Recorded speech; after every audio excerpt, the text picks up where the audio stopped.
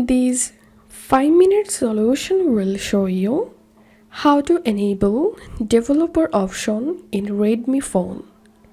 Follow these easy and simple steps to enable developer option.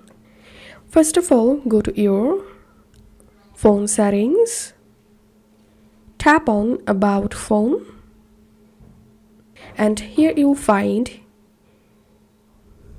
MIUI version. So you have to tap on MIUI version 7 times.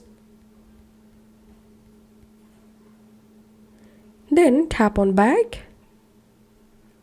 scroll down, tap on Additional Settings,